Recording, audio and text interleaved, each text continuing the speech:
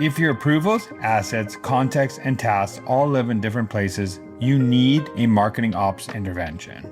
Get everything organized and visible with Rike, the smart word management platform. Head to rike.com/TMM to see more.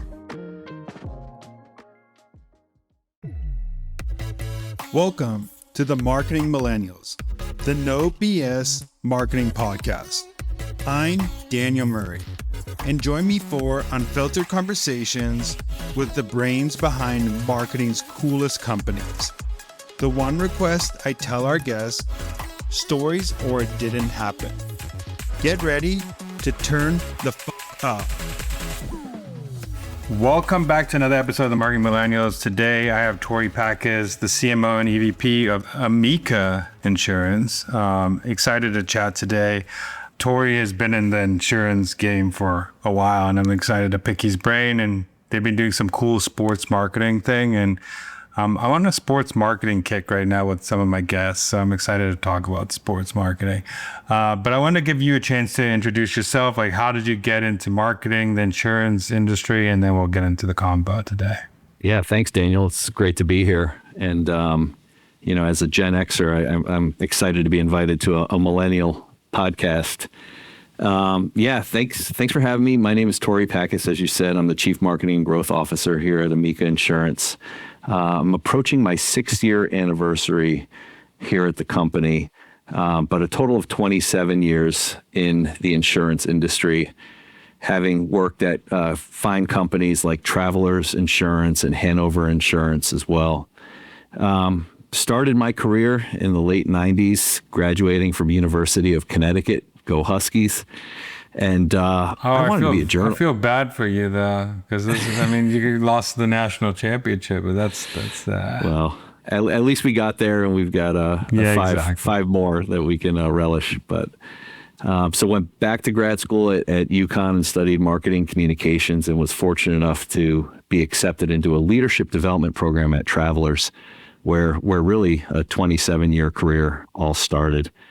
Yeah, I want to go into the first thing. I know you said you came 6 years ago, so like 2020 to Amica. And I know that you essentially had very low brand awareness when you came in there at the company.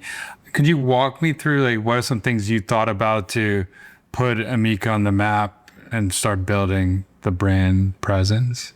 When I arrived in July 2020, in the middle of the pandemic, one of the first questions to my team was, what does our brand tracker show in terms of awareness and consideration? And that's where I quickly learned, we didn't have a brand tracker in place, but B, most of our media was in lower funnel performance marketing channels, primarily in direct mail.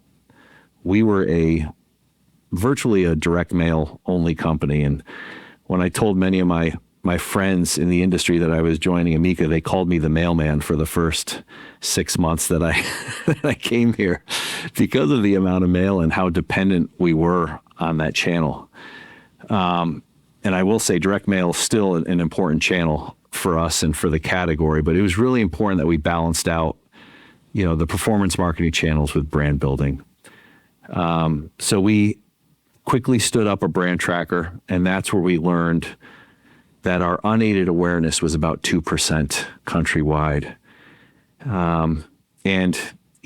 That's challenging for a 120-year-old company to learn that, less than 2% of America is aware of you. Shows great opportunity ahead, but also makes you wonder, like, what is it that we need to do now? Why it's really important in our category too is there's a direct relationship between awareness and how often a brand is quoted. And that's why we continue to see, the top 5 companies in our category invest more and more in advertising, because there is that direct correlation between brand and quote rate. So we increased our marketing budget. We found balance between brand and demand channels. We introduced 30 new media channels to our portfolio. And it's been a journey over the last 5 years of really building brand and consideration, but also, policy growth at the lower end of the funnel. I think it's super cool that, like the first 90 years, first you stayed in business 90 years just from referrals, which is probably unheard of to do, just like zero, pretty much zero marketing. The only marketing is word of mouth people, your customers doing that, which is pretty hard to do. And then you decided to do some channels like direct mail, and now you're doing other channels. I think that shows that it's a heritage brand where if customers are referring, because that's probably one of your best channels still, is those customers telling other people about the policy. But I also want to go into one of the biggest things you did recently, and the biggest channels you've invested in is building this sports marketing ecosystem. So how did you connect cultural impact with measurable ROI, not just awareness, with your partnerships with the Celtics? Yeah, in 2022, we started one of our first sports marketing investments, and locally here in Rhode Island, it was for the naming rights of the Amica Mutual Pavilion, formerly known as the Dunkin' Donuts Center. It's Rhode Island's largest sort of coliseum, where it sits 15, 16,000. It's where the Providence College Friars play. And it's a hub for, annually over 1 million, affluent families in the area to come together. And first move was to put our name on the building, which was tremendous in terms of building brand awareness, but also a commitment to the city where we were founded in 119 years ago. It was also assigned to the local communities, the nonprofits that we support, and our employees that we're here to stay, and we're committed to this market. From there came an incredible opportunity after the 2024-25 season to put our name on the jersey patch of the Boston Celtics. And you're absolutely right. At first it started as a brand awareness play. And, I think one of our challenges as marketers always, and will continue to be, how do you translate marketing metrics, vanity metrics, some might call it, like awareness, consideration, impressions, media value, to actual business value that a CEO, a CFO, a board of directors can understand. What does this mean in terms of revenue, in terms of market share growth? So admittedly, we're still on that journey. Year one of the jersey patch was very much building awareness, letting more people know who Amica is. And we've seen our awareness and consideration numbers hit all-time high in the New England markets. Year two, now that we just wrapped up, the second season of the jersey patch, has been to demonstrate how is this translating to, like I said, revenue growth. And that's where we're looking at things like how many unique visitors from, the Celtics are we bringing to Amica.com or Celtics-related landing pages? How deep are they going into the funnel? How many season ticket holders are we able to issue a policy for, right, to show lower funnel growth? And ultimately, what does our market share growth and revenue look like in the states of Massachusetts, Connecticut, Rhode Island, New England, where we continue to invest? And that's where we've seen some significant growth as a result of this investment with the Celtics. So when you got one way I see people measuring this stuff as if you did the Rhode Island naming rights of their stadium, did you see quotes going up in Rhode Island as direct correlation of naming that stadium? Is that one of the things you were looking at, that in Rhode Island quotes went up when we named the stadium after Amica? Yeah, as you know, attribution can be really tough with a lot of these programs, and the naming rights and the jersey patch are one of many investments that Amica is making as a whole, in terms of pricing improvements, digital improvements. There's a lot of enhancements that are working all together.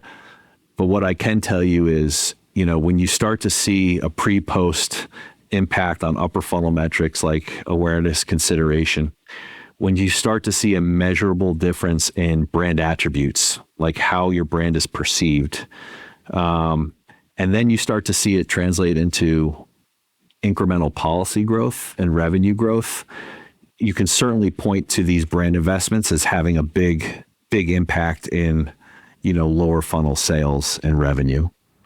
Yeah, I mean, just like thinking of me as a consumer, the two ways I ever think about insurance is one, like I ask my friends and family, what insurance do you have for X, Y, and Z? Or two, I've seen an advertisement somewhere that is about that insurance. Those are the two ways. I'm not really going to go search the internet to find the best policy because there's so much. Especially when I was looking insurance back in the day, I had so low, I didn't even know what insurance was, like what I can get with insurance. I didn't know, my education level was so low. So my only thing is like, I heard this ad once, or my father-in-law, or my mother, or someone else is using a policy. Maybe I should check it out. So I totally understand like the brand awareness play in the insurance industry. Yeah, I mean it's a low engagement category. It's purchased at a fairly low frequency. It's not something you buy every month. So for that reason, I think that's one of the reasons why you see brands invest so much in awareness, because you need to be mentally available for the consumer when they are in that shopping and buying mode. One other sort of leading indicator for all this, you mentioned Google searching and for a product, and in our category, generic keywords, auto, home, life insurance are very expensive because there's so many companies that are competing and bidding against each other for those generic keywords. But if you get a consumer to search on your brand keyword, it's a fraction of the cost of a generic keyword. In fact, of all of our channels, it's the most efficient. So for that reason, there's a lot of benefit to having the consumer know that Amica is an insurance provider, that they sell auto, home, and life insurance, and search directly for Amica, either from our website or a search engine.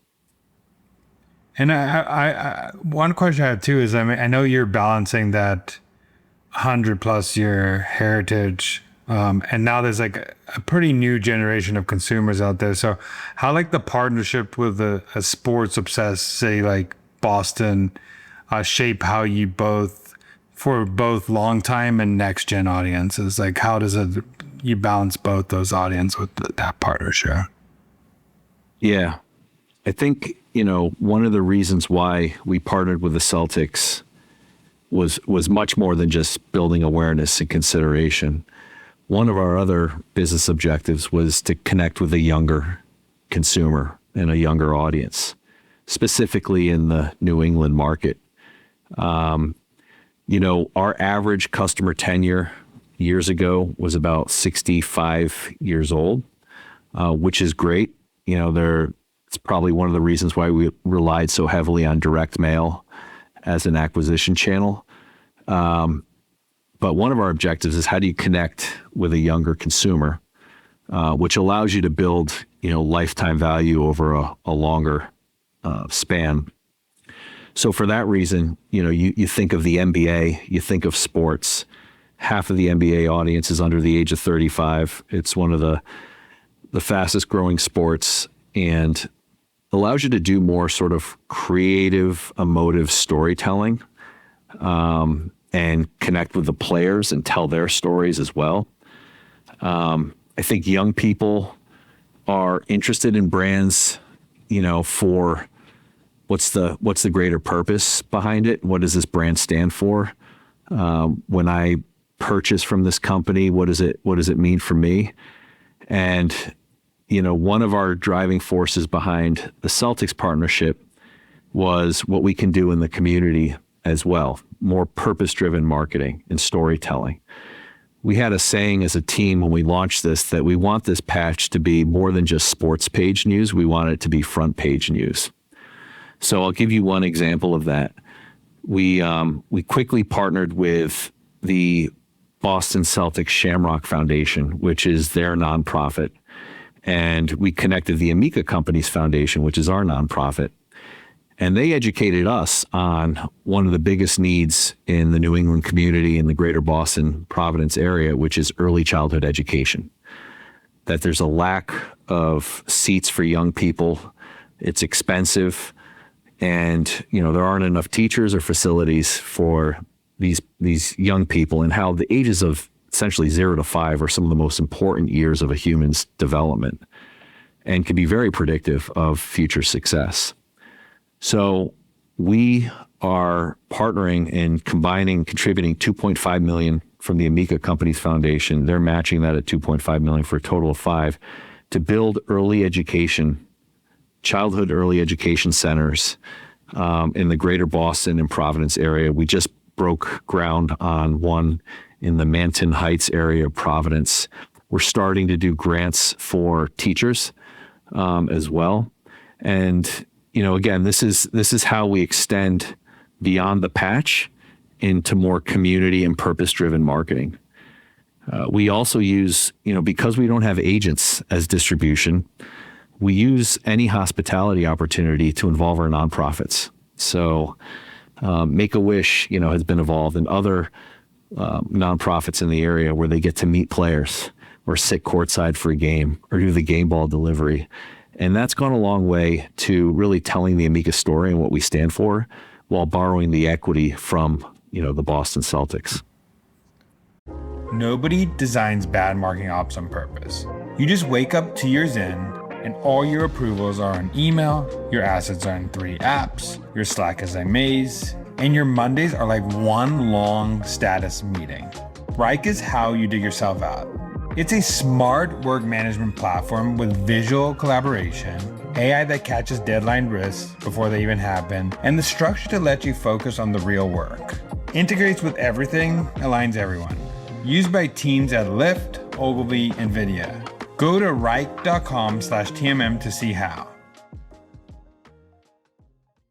So, I love the purpose-driven marketing. And you also said earlier that part of this partnership was not only to go deeper with the athletes involved in the Boston, like the Celtics. So I know you did that campaign Back to Zero with Jason Tatum. So what was the core idea of that campaign? How did you make it feel authentic to the Celtic culture rather than just sponsoring another athlete?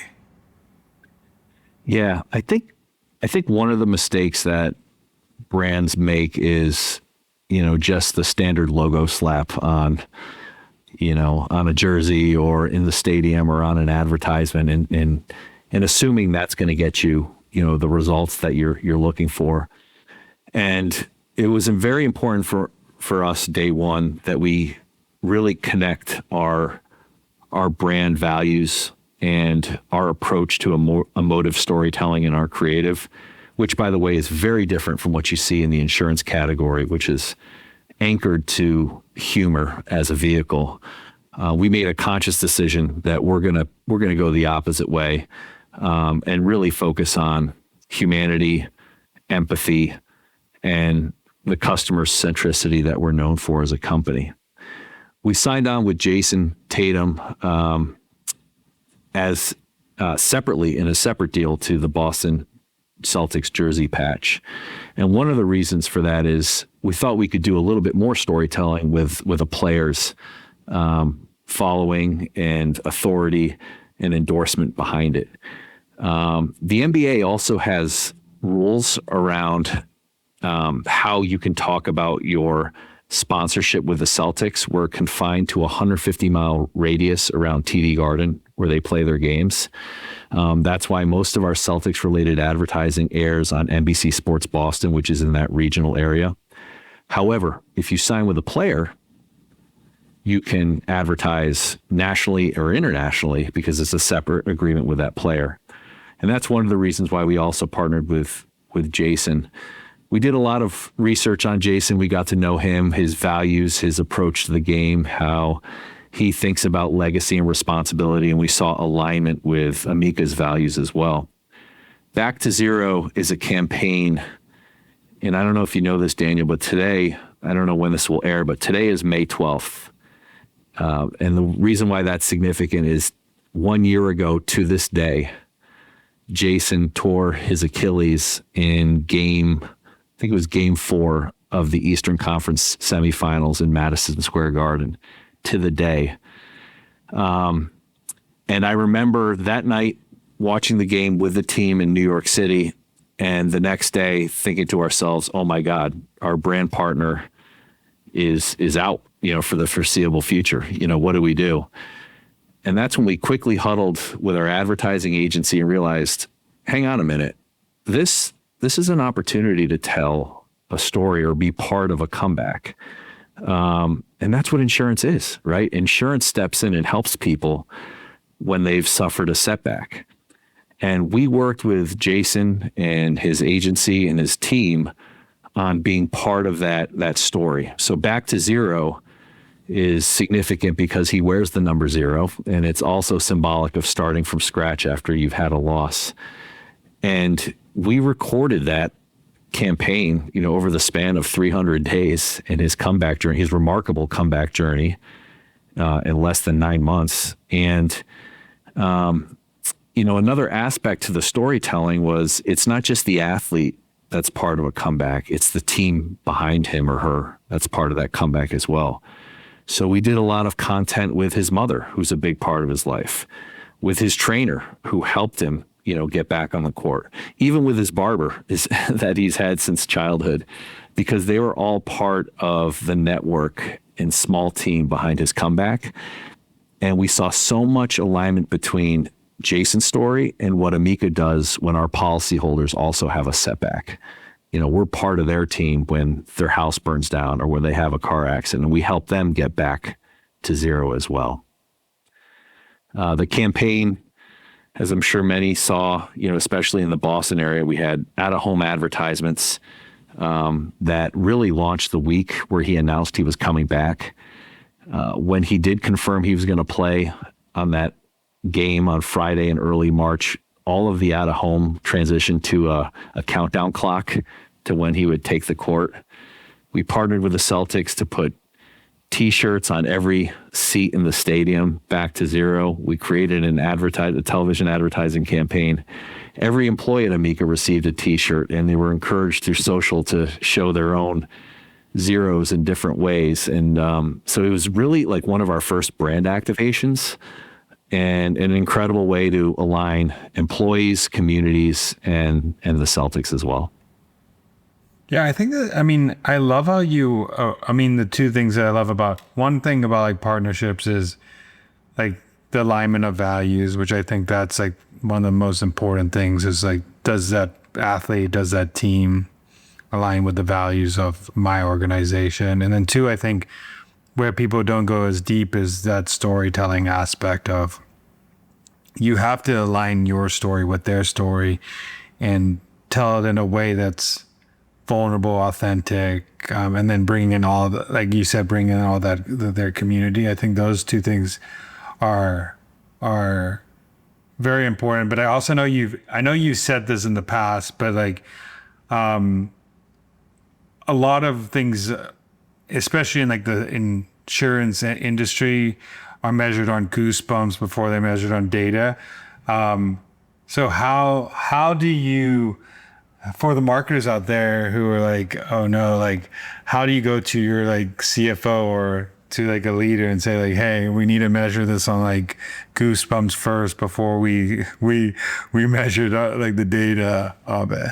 Yeah, I mean, you've probably heard me say that. We measure our creative on goosebumps, or maybe even sometimes, a tear of joy or happiness. But I just firmly believe that advertising, especially in the insurance category, doesn't need to be humorous all the time. There's a place for humor, and I think along the way, many brands have found the linkage between humor and recall, brand recall.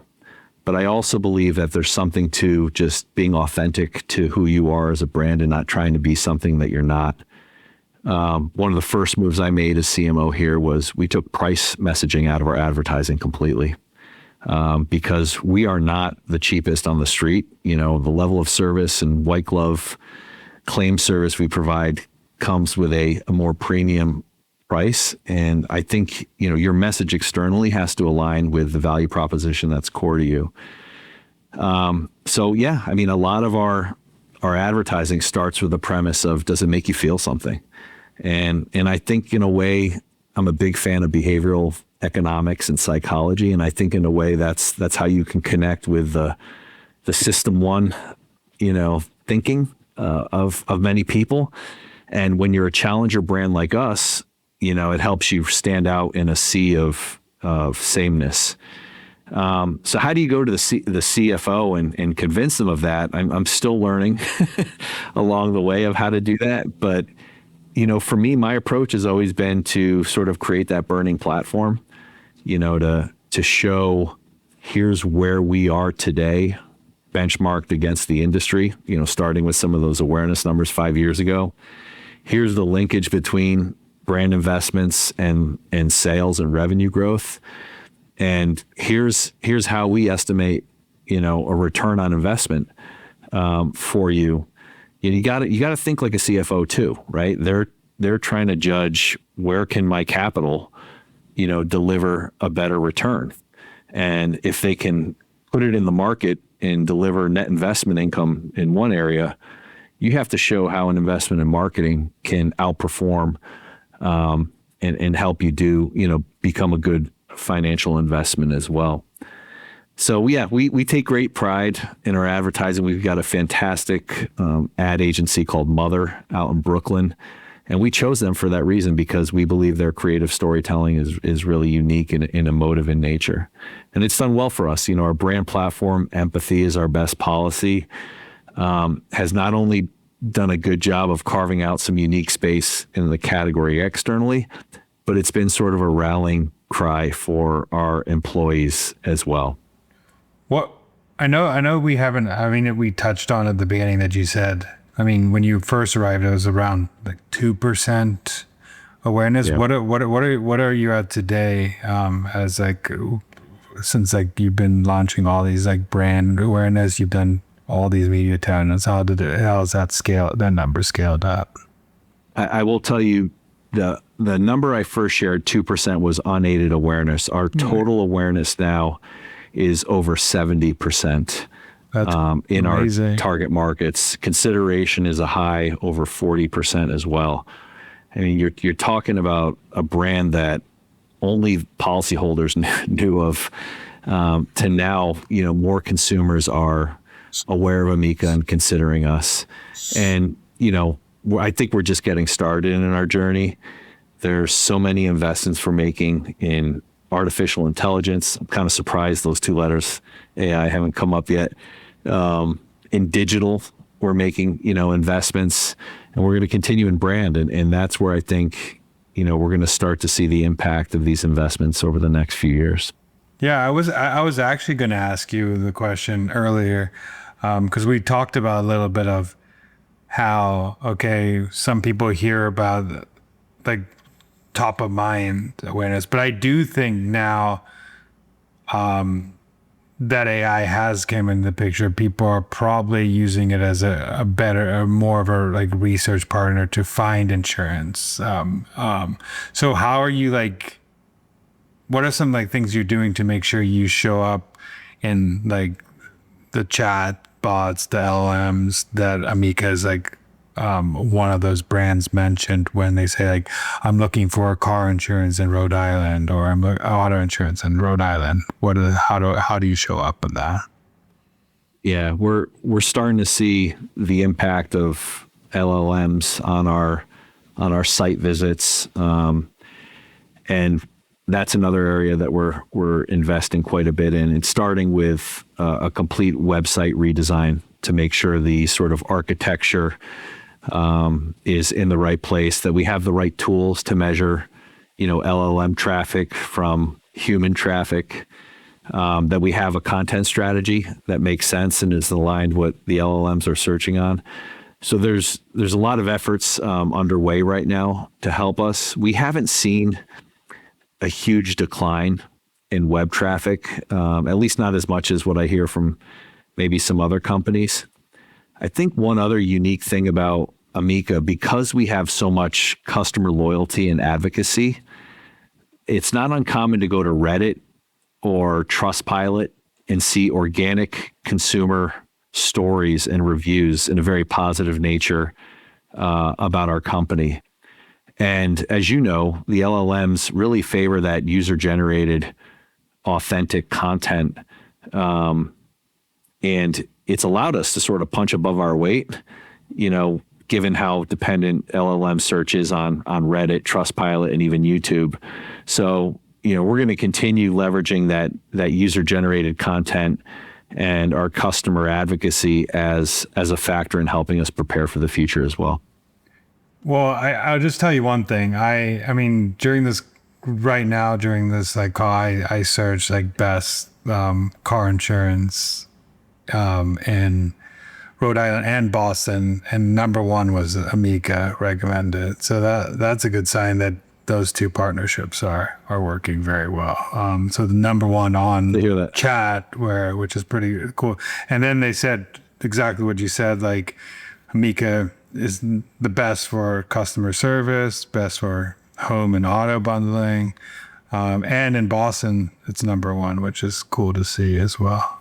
Just letting you know that I just did that. Yeah, there you go. And that comes from, the record number of awards we've won for customer service and satisfaction, as well as the user-generated content as well. I mean, it seems like also like, have you done anything with like NerdWallet or anything like that? Because that's where it's like pulling things from. Like NerdWallet is like one of the things that is what they're referencing to make sure that you're the number one there. We have a lot of initiatives underway with different partners, Trustpilot, NerdWallet, Reddit, to really develop a strategy around that. I know you talked about it a little bit, and we've talked about it a couple of times about values, but when you're like evaluating your sports partnerships, like what is the number one thing you're looking for? Is it the cultural fit? Is like, it's a content potential, or is it performance? And how do you balance those priorities? Well, that's a good question. I don't want to give you a cop-out. I'd say all the above. All of them are really important. But I do think you need to start with the brand values, right? If it's not, if you jump to performance and you have two organizations that aren't connected from a value standpoint, then it's not authentic, right? So you have to start with, in my opinion, you have to start with an alignment of values. Essentially, you're borrowing equity from a partner, right? Us being on the patch of the Boston Celtics next to the Nike logo of, the 18, time world champion Celtics, you're borrowing equity from that organization. And you have two organizations that call New England home, that have a tremendous rich heritage, that have loyal fans, and that are really proud of their commitment to employees and communities. And I think you have to start there. This partnership wouldn't have worked, if we, I don't know, making it up, partnered with the Memphis Grizzlies or something, if those alignment, that brand alignment wasn't there.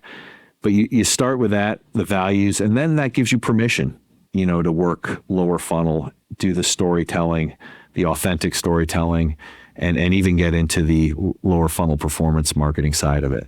I also want to go to one thing that I have a question. It's very serious, because I know you also, when you're not a CMO, if I'm not wrong, you also like coach youth basketball. Is that something you do?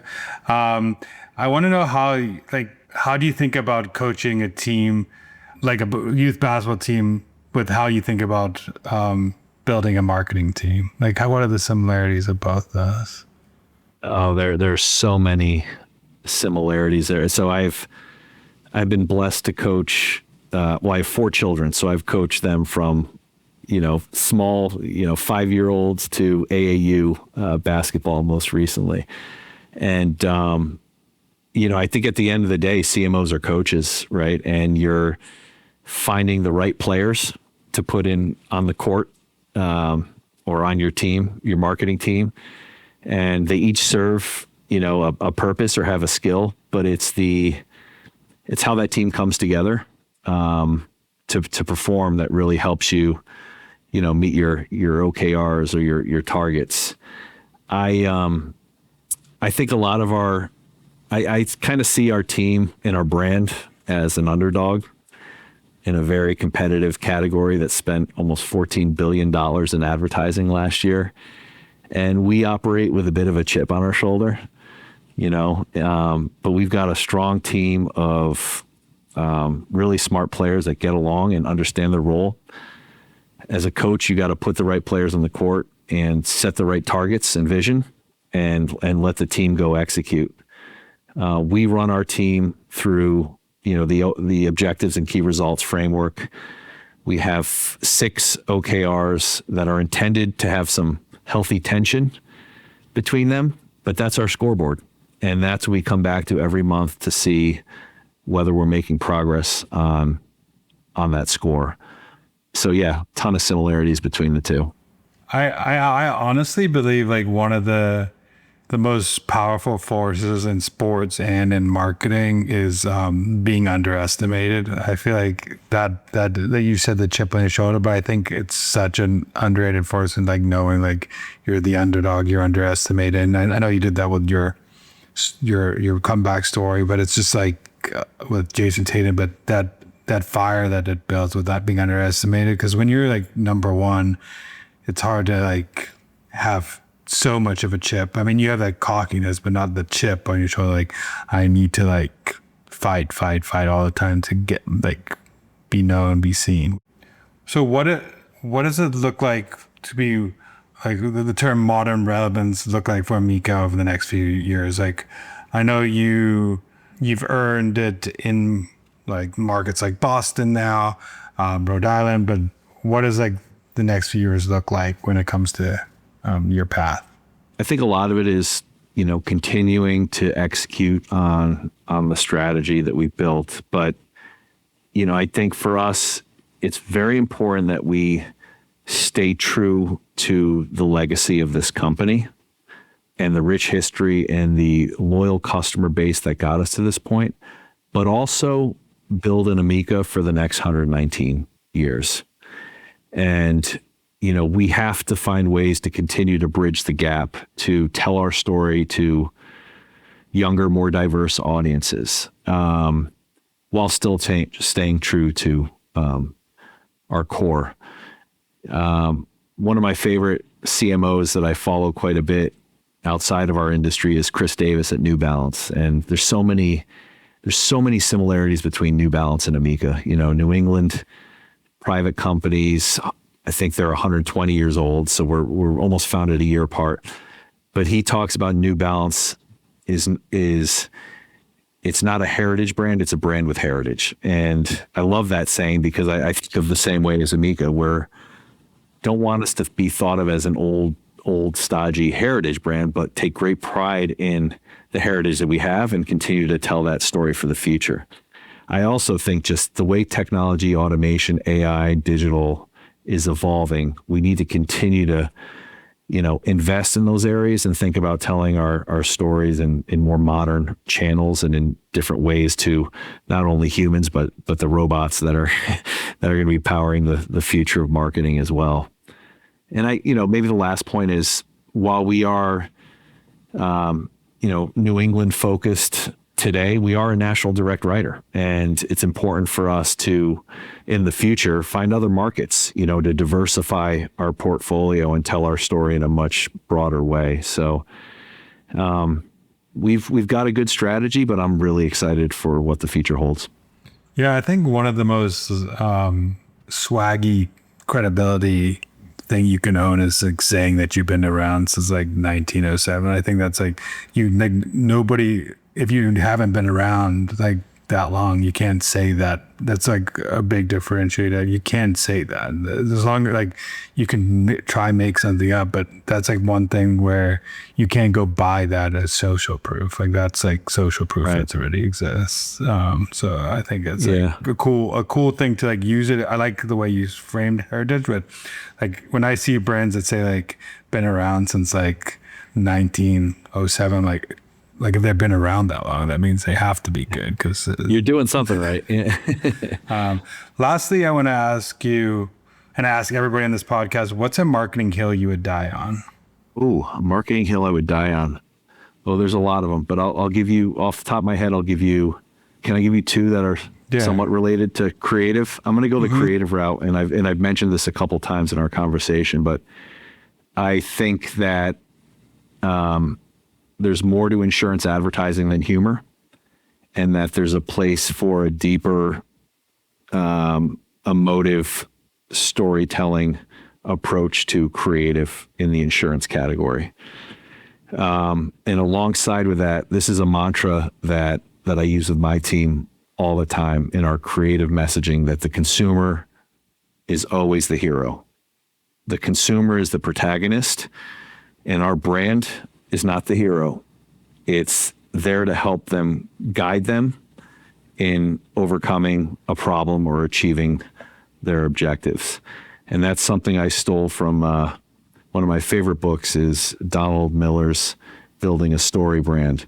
And there's so many concepts in that hero journey that I think are relevant to how we approach brand storytelling, is that the consumer is always the hero of our stories. I like that you bring in some of I know you brought in like thinking fast and slow, like Daniel Kahneman's like theory with like the system 1 and system 2. And then you brought in Donna Miller. I think someone like storytelling and behavioral psychology are things that aren't ever going to change as like foundations of marketing. Like as long as we've been telling stories for thousands of years, and our brains like really, I mean, maybe they've developed and otherwise, but like the emotional side of our brain has not changed for 2,000 years. So it's like those two things are fundamentals to know. Until the robots or AI completely take over, there's a place for storytelling. Lastly, where could people follow your journey and what you're doing? Yeah, I mean, I love connecting with people. Easiest place is on LinkedIn. Just look me up, Tory Pachis, at Amica Insurance, and I'd be happy to answer any questions or, pay it forward in any way that I can. Well, thank you so much for joining. I really appreciate the conversation. Thanks for having me, Daniel. This is fun. Thanks so much for listening. Keep tuning in to hear more great insights from the coolest marketers from around the world. If you haven't already, make sure to subscribe and follow the Marketing Millennials podcast on Apple Podcasts, Spotify, YouTube, or wherever you get your podcasts. And if you like what you hear, I would greatly appreciate you giving us a 5-star rating. It helps bring more marketers into our community.